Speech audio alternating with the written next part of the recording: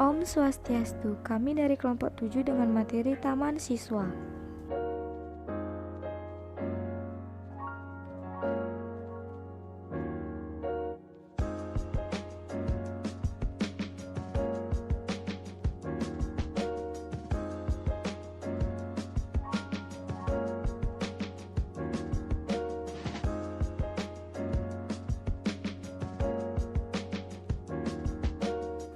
Taman Siswa berdiri pada tanggal 3 Juli 1922. Taman Siswa adalah badan perjuangan kebudayaan dan pembangunan masyarakat yang menggunakan pendidikan dalam arti luas untuk mencapai cita-citanya. Berbicara Taman Siswa tidak bisa lepas dari pendirinya, yaitu Ki Hajar Dewantara. Beliau mendirikan Taman Siswa bertujuan untuk pendidikan pemuda Indonesia dan juga sebagai alat perjuangan bagi rakyat Indonesia. Tujuan Taman Siswa adalah membangun anak didik menjadi manusia yang beriman dan bertakwa kepada Tuhan Yang Maha Esa, merdeka lahir batin, luhur akal budinya, cerdas dan berketerampilan, serta sehat jasmani dan rohaninya, untuk menjadi anggota masyarakat yang mandiri dan bertanggung jawab atas kesejahteraan bangsa, tanah air, serta manusia pada umumnya. Reaksi pemerintah kolonial terhadap Taman Siswa. Taman Siswa bisa dianggap sebagai tempat pemupukan kadar masyarakat Indonesia di masa mendatang dan yang sudah pasti akan berusaha pula untuk membangun kekuasaan kolonial. Oleh sebab itu, masyarakat kolonial berusaha untuk menghalang-halangi perkembangan Taman Siswa khususnya dan sekolah-sekolah partikel umumnya. Sejak itu, Taman Siswa menghadapi perjuangan asasi melawan politik pemerintahan Hindia Belanda. Pada tahun 1931 timbul pendapat kalangan orang Belanda yang memperingatkan pemerintah bahwa apabila tidak diadakan peninjauan kembali, Taman Siswa akan menguasai keadaan dalam tempo 10 tahun. Pada tanggal 3 Oktober 1932, Ki Hajar Dewantara mengirimkan maklumat kepada segenap pimpinan pergerakan rakyat dan menjelaskan lebih lanjut sikap yang diambil Taman Siswa. Aksi melawan ordinasi ini disongsong sepenuhnya oleh 27 organisasi. Perlawanan Taman Siswa terhadap ordinasi sekolah liar merupakan masa gemilang bagi sejarahnya, yang juga berarti mempertahankan hak menentukan diri sendiri bagi bangsa Indonesia. Sesudah itu, Taman Siswa akan mengadakan lagi perlawanan terhadap peraturan pemerintah kolonial yang dapat dianggap merugikan rakyat. Pada tahun 1935, Taman Siswa mempunyai 175 cabang yang tersebar di sekolahnya. Ada 200 buah dari mulai sekolah rendah hingga sekolah menengah. Sikap Taman Siswa pada Revolusi dan Indonesia Merdeka.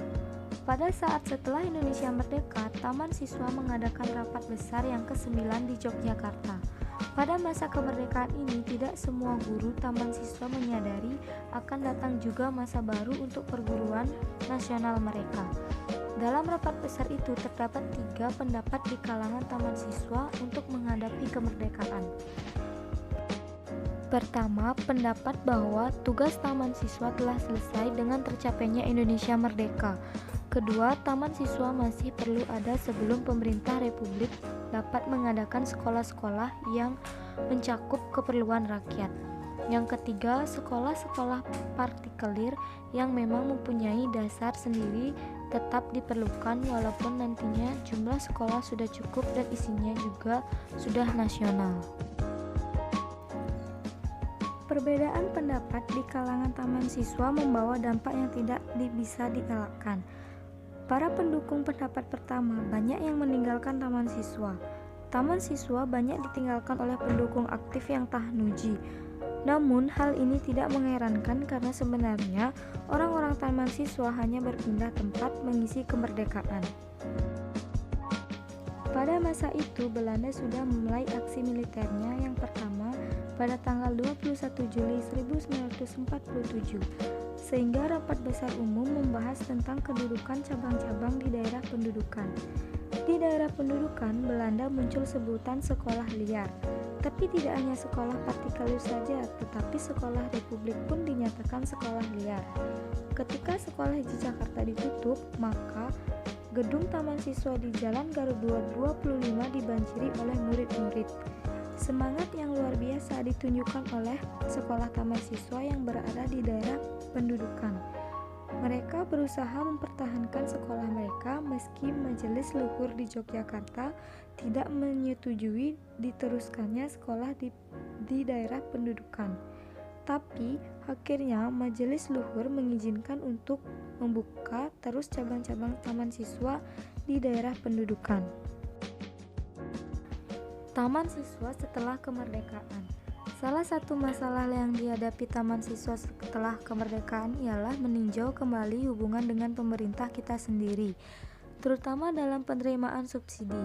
Di kalangan perguruan tinggi banyak perbedaan dalam menghadapi masalah ini, yaitu mereka yang dapat menerima subsidi itu dan digunakan untuk pengelolaan sekolah, tetapi tetap melihat beberapa besar pengaruhnya agar tidak mengganggu prinsip merdeka mengurus diri sendiri. Dan mereka yang beranggapan agar melepas sikap oposisi seperti pada masa kolonial karena dianggap tidak cocok saat Indonesia merdeka. Pada tahun 1946 sempat ada keterbukaan untuk menghadapi masa kemerdekaan untuk merumuskan kembali SAS dan dasar. Namun dalam pelaksanaannya mengenai subsidi ini masih banyak yang ingin memelihara kemerdekaan seperti yang lalu.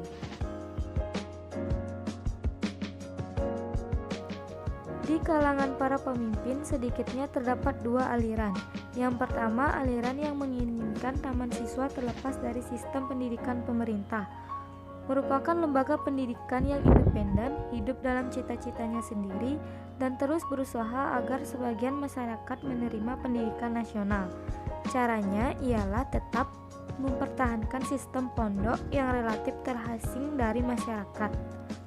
Aliran pemikiran yang kedua ialah mereka yang berpendapat bahwa perkembangan masyarakat Indonesia baru sangat berbeda dengan zaman kolonial. Oleh karena itu, perubahan perlu dihadapi dengan pemikiran baru.